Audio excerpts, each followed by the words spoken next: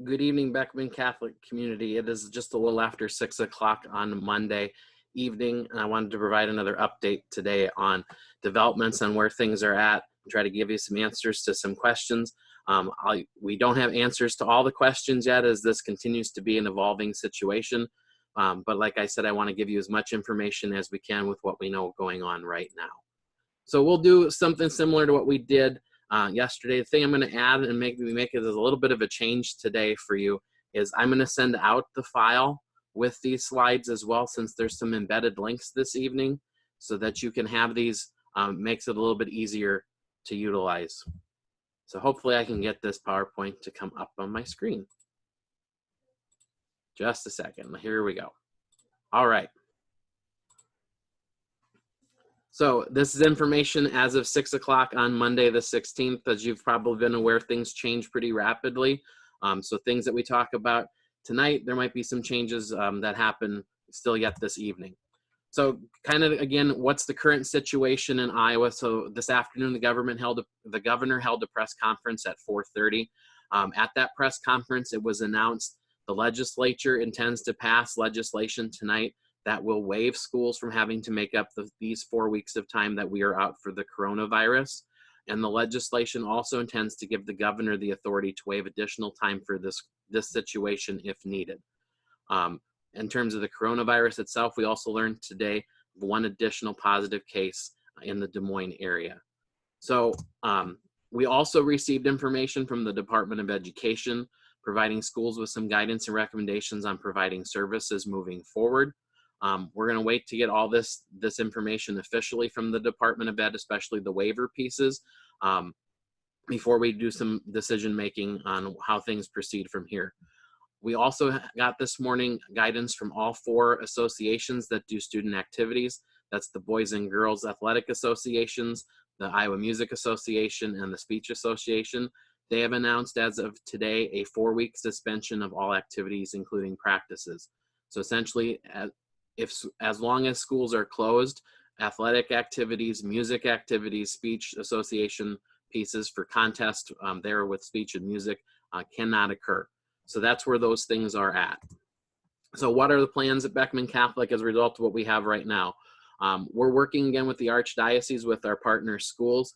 We're going to use Tuesday as a day kind of to digest and plan once we get the information officially about what the waiver means, and using the guidance we received this afternoon with recommendations on how we can proceed with things moving forward.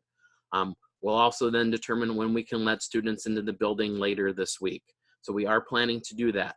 When we allow folks to come into the building, we will only be allowing students and parents to come with them. If you have younger siblings or others, we are not allowing those folks to come into the building, and that's on the recommendations from Public Health in Dubuque. I also need to advise you that if you're coming to the building, you cannot show signs of any symptoms of illness, no sore throat, no cough, no fever, etc. If you are, the best advice from Public Health is you should be staying home. Send somebody else with your list or others in your place so that you can get those items. We're also going to stagger the times when you can come in to get items. We'll do those by families, most likely alphabetically, because we're trying to keep those social isolation principles in effect. And so we'll do that as best we can to do that. I've gotten questions about college classes last evening after the evening update last night. We've gotten some information from an ICC, but this is subject to change as well. So as of this afternoon, the latest information that we have is the following. First off, classes for this week for all NICC students are canceled. What NICC is working on with those classes is they're asking their instructors to move to an online format so that students can finish those college classes for the rest of the semester. We'll be working with them throughout the week to find out what that means for students. We're also in communication with St. Louis University for Mr. Digman's courses as to how those can be transitioned over online as well. College credit classes will move in that direction. That's looking like almost a for sure thing, but when we have that confirmed 100%, we will let you know. We also received word from NICC earlier today that driver's ed for this week is canceled. We don't have word on what the long-term plans are, and that might be a week-to-week situation. We've emailed out that information to students that are currently in the class through the emails we have for your parents, As we get more information, we will pass that along to you, but also be watching for information from NICC for those of you in that current driver's education course. The Costa Rica meeting that was scheduled for this Thursday is still going to happen, but it's not going to happen in person. Mr. Neighbor is going to do that in an online format at 6 o'clock. I will have more information in the email that it's accompanying this PowerPoint and the video tonight, but also I said I'll send out the slides. So on the slide here is the link that you can go to RSVP for the meeting. When you RSVP for the meeting, you'll also get the link for that meeting. Again, that'll be Thursday at 6 online, and we're looking to hopefully be able to record that if you can't make the 6 o'clock time frame. If you have questions, you can contact Mr. Neighbor via email. I also wanted to provide some information from the Archdiocese that was released this afternoon from Archbishop Jacobs. He has announced that effective on Thursday, March 19th, all public masses in the Archdiocese will be canceled. He's also waiving the obligation to attend Sunday masses. He will be live streaming a mass on Sundays and will lead rosary on Thursdays through a live stream. And for full details, you can visit dubuquearch.org/coronavirus to get more information on these and other items related to these closings and changes. If you're curious about weddings, funerals, and other pieces, those will still be occurring, but with limited capacity for people to be able to attend. And those details are on that website, so you can get more information on that. The Spires of Faith cluster, since those are our 5 corporate parishes, just a little bit of information on what they're doing. Activities are being postponed or canceled. Mass times are also, or masses are affected by the Archbishop's directives that were given this afternoon. We are not having adoration at the chapel at Beckman, but the chapel will be accessible for those who have a key code to use as a prayer space if you'd like to come in. We're going to have hand sanitizer and Clorox wipes available in the entryway if you want to be able to wipe your hands as you come in and to wipe handles as you come through doors as well.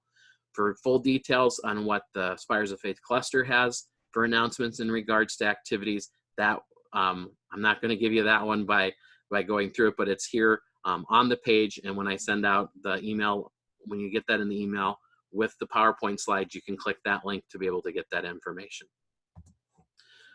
Just as a reminder, I spent a little over an hour this afternoon in Manchester at a public health meeting with other school officials and folks from across the county, talking kind of about what's going on to kind of get some updates on that. I want to reiterate again that the closure of schools is being done to prevent the spread of this virus. And so to make that happen, it's really important to practice those social isolation recommendations from public health. I mentioned this last night in the video, and I just want to briefly touch on it again, that this is why we are closing schools. We're closing schools to help to stop the spread of the illness. So the more that you can stay home, the more that you can not be next to other people to keep those numbers minimal will help stop the spread of the illness and flatten the curve. The governor's press conference this afternoon and some other meetings that I've been in today also have talked about the need for childcare in the area. So there's going to potentially be some information coming out for ways that teenagers who might need something to do or maybe make some extra money might be able to help with some childcare things. So keep an eye out for that information in the upcoming days. Again, same slide to finish off tonight as we had before. Continue to keep people impacted by this situation in your prayers. You can continue to contact us if you have questions or concerns.